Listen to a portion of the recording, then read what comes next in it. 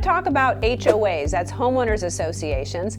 We're going to briefly talk about pros and cons. I'm going to share a few stats, a few articles, and then just so you think I'm doing my research and, I'm doing my homework and trying to justify that I'm worth listening to. But more importantly, a lot of you have reached out to me saying, oh my gosh, Audra, I am trying to purchase, or I'm trying to sell a condo, or I'm trying to sell a single family residence. I'm in an HOA, the assessments are really high, or the insurance costs got really high.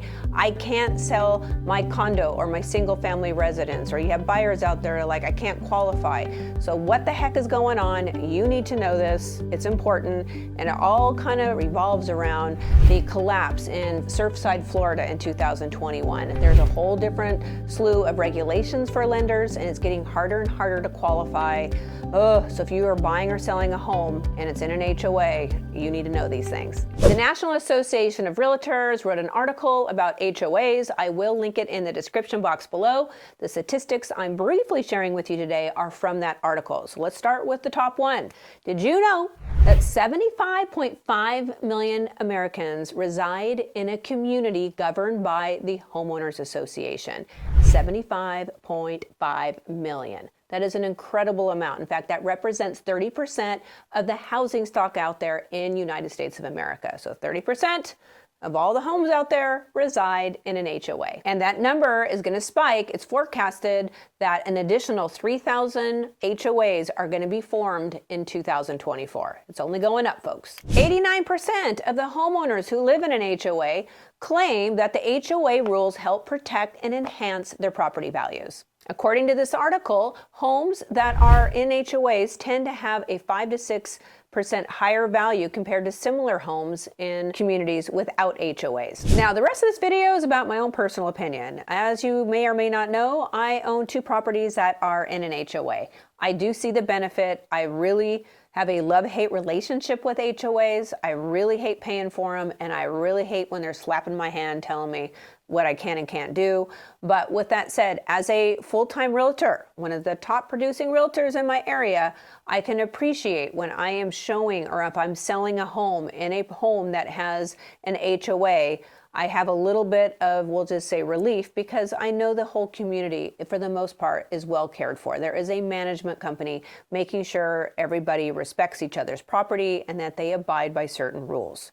Although I hate it when I get those notices in the mail that I have to do something. After all, it is my property, right? Another benefit of an HOA, for those of you who don't want to deal with conflict and you want order where you live and you want everybody to respect everybody's personal property, is an HOA has a management company, more than likely, that will help fight those battles for you. So you can go tattletale on your neighbor, and the HOA will go out and issue a violation, and they will follow up until the dispute gets resolved. So for example, if your neighbor's parking too many cars, or if they're leaving their trash cans on the street for, weeks at a time, or if there are trees on your side or if it's falling down, you don't have to deal with it. You just call 1-800-HOA management company and they take care of it for you. So it kind of gives you a little bit of reassurance that the property or your neighbors are going to be well maintained. However, you are going to have to pay for it. I mean, literally, it's expensive to be in an HOA. Okay. Top 5 violations. Number 1 is landscape, right? This is my opinion, by the way. Landscape, where, you got trees that are dying, or you have the wrong plants planted in the front yard, or the tree has disease, or, the landscape's on the neighbor's yard. That is one of the top violations that my tenants get, or that I've received when I was residing in an HOA. So the second most common violation that I hear about is pet restrictions, right? Or pet violations, whether it be too many pets or the wrong kind of pets. Cows and zebras may not be allowed, or these animals are too loud. There's noise ordinance. So the HOAs will give violations quite regularly for pets. Some of you are thinking, wow, maybe the HOAs aren't so bad after all. The third violation is noise violation, right? You got the barking dogs, you got the party that's, going on forever. Well, most HOAs, there's a limit, like a cutoff time. Past 10 o'clock, you can't have loud music, which is very beneficial for a lot of you living in HOAs that don't want to have to deal with the neighbors partying and creating a bunch of noise. Fourth most common violation is trash, right? Bring your trash cans in and don't put trash cans out on the street or in front of your yard. Don't leave your kids' play set that you just don't know what to do with on your front. Like, the HOAs will manage the trash in the community. And the fifth most common violation is something to do with vehicles, whether they're parking in the wrong spot or the wrong type of car. You can't go buy, a 50-seater bus or an RV and stick it on your driveway.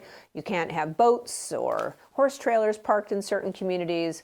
HOAs manage that as well. There are a lot of cons to HOAs. I'm not going to cover it all in this video, but the number one biggest con for most people in an HOA is they hate paying for the stupid HOA, right? We hate paying it. We like the service they provide for the most part, but we hate when those HOA dues come in the mail or when they start to increase. And you as a homeowner have very little say as to whether or not those HOA dues stay the same or increase.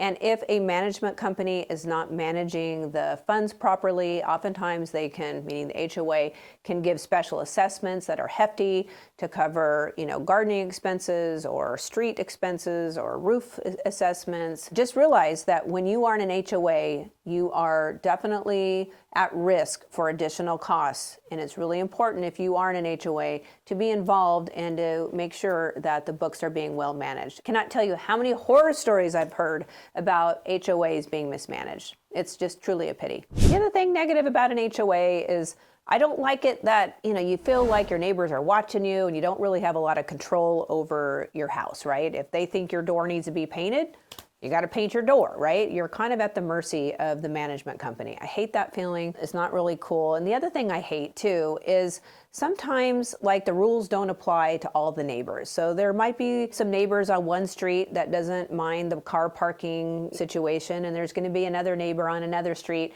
that you might live next to that has nothing better to do but to tattletale on you 24/7. And I don't like the fact that sometimes the HOA only shows up only if the neighbor calls, and you just got to find the right neighbor. I think all the rules should apply to everyone uniformly, and it doesn't happen that way all the time. That's just been my experience. You know what they say, you don't get unless you ask. So I'm going to ask for you to subscribe to my channel, smash the like button. As you know, I'm trying to get to 50,000 subscribers by the end of the year, and I'm at 45,000 subscribers. I'm thrilled. So thanks for your support. All right, let's get back into it. Another major issue if you have an HOA is getting that homeowner's insurance. I can't tell you how many complaints I've been hearing, and we have this at epidemic proportions here in California, where it's very difficult to get homeowner's insurance, and even more difficult if you're in a condo community or an HOA where the entire community needs homeowner's insurance. Some of these premiums have doubled and tripled in our areas, which is increasing the due significantly, or some of the homeowners like, hey, I can't afford it, and there's homeowners associations that have no coverage whatsoever. And what that means is that any buyer that wants to buy into that HOA, they can't buy it if they're not all cash. And what all cash buyer wants to buy into an HOA that doesn't have the proper insurances in place? It is really important that if you are buying a home, that when you get those HOA docs, the first thing you look at is their homeowner's insurance and how much they have in their reserves. Cannot stress how important that is. This is probably the most important part of the whole video. This is about the new lending restrictions that have occurred after the 2021 Surfside, Florida condo collapse. And what's happening now is that the lenders are now been given the responsibility to do a thorough research of all the condos and all their documentation. And the government has said, hey, lenders, it's your job now to audit these condominiums. And now the lenders are like, hey, I don't want to take the risk. We're going to throw it on the HOA. So then the lenders give the HOA what's called a condo questionnaire. And let me tell you guys, this condo questionnaire is intense. No one is dealing with this, meaning the HOA is not going to fill out this questionnaire. I just went through this a few months ago, and I'm going to share with you in detail some of these questions that were asked. I could not believe it. I mean, some of these questions that the lender was asking date all the way back to 2013, 2016, and they were asking for geoengineering reports. They were asking for stucco sampling. from 2013 to 2016. And as you may or may not know, a lot of these HOAs change management companies. They don't even have this documentation. So it's becoming a major headache for a lot of you that are trying to purchase a condo.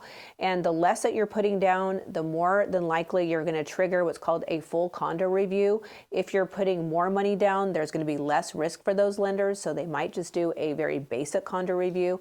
But once again, if you trigger a full condo review, you're going to get these kind of requests. And let me tell you, your HOA is not going to respond. They don't want to answer them because they also don't want to be liable. So there's a lot of properties out there in these condominium communities that cannot sell their home because of these new regulations. No one's willing to take the risk. It's truly unfortunate. Hey, are you noticing something different? Like I look a little haggard, I'm in a different outfit, I'm a little angry, my makeup's all melting. When I originally taped this video, I did not finish the last 4 clips properly on the camera. So I'm having to redo them right now, which is actually a good thing because I came up with some more inspiration that you probably have to hear. But I do appreciate your patience. The last video, I had the same issue. I'm trying to increase the quality of my video so you have a better viewing experience. So thanks for your patience. Let's get back into it. So there are a lot of pros and cons to purchasing a single family residence or a condominium in an HOA.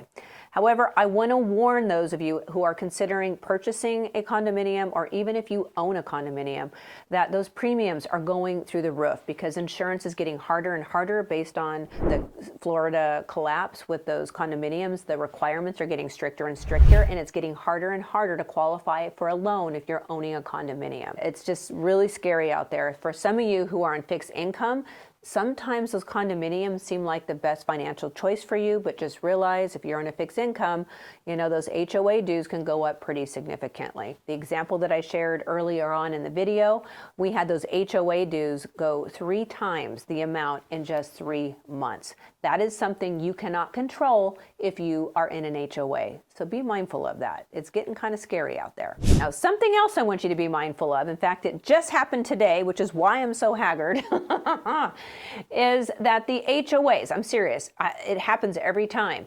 When you go to order HOA documents, if you're going to sell your home or if you're going to purchase a home, the HOA company, the management company, gets notified that you are selling your home. What do? They go right out to your house and they start writing up all these violations. They're going to tell you, oh, your eaves need to be painted, and oh, your door needs to be painted. And then they will submit this to the escrow or title company. And also, you are now required to let your buyer know that there are some violations, and they're going to ask to have that cleared and taken care of before you close on a property. Usually these violations show up 5 days before you close, and sometimes these transactions are delayed because the HOA gets involved and says you have to do these things before you close on the property. Major annoyance. It just happened to me today. I have to go paint some eaves and we're closing in 2 days. Like, that's super annoying. Just remember, you got Big Brother looking over your shoulder. They are on a mission to make sure that the community is well maintained. It's annoying. And you know what happens? They know exactly the exact time when you're not in the mode. They know when and how to poke that bear to get the maximum aggravation from you. Oh my gosh. So anyway, my point is when you're living in an HOA with a management company, you are not living alone, if you know what I mean. I'm also going to recommend that if you are purchasing a home in an HOA, or if you're a seller, like really look into the balance sheet of the community. How is the HOA and management company running the community? What are those reserves? And you really need to know if there are any lawsuits. Oftentimes these management companies will sue like their developer, or sue a vendor, and it's very difficult for your buyer to actually qualify for a loan because there are lawsuits in the community. So you really need to know what that is. And if you're a seller, like, you should know this too, because you got to figure ways around it. Okay. So oftentimes lenders will not lend on a property unless they have 20% down or more if there's litigation in the association. You need to know this stuff. And one last tip is highly recommend you go knock on a few neighbors' doors, ask them what their experience is with the HOA if you're a buyer, and just ask, like, hey, what things are going on in the community that I should know about? Now don't be be alarmed. Most homeowners hate the HOA because they're getting those violations. But if there's something significant, usually they're the ones that know, and those meeting minutes in those HOA docs oftentimes don't give a full picture. Hope you hear me on that. That's an important one. All right, so we got that done. Hopefully you got some value out of this video. And of course, I'm going to ask you to subscribe and smash the like button. Appreciate you watching, and I will hopefully get my camera under control the next video. All right, I'll see you in the next one.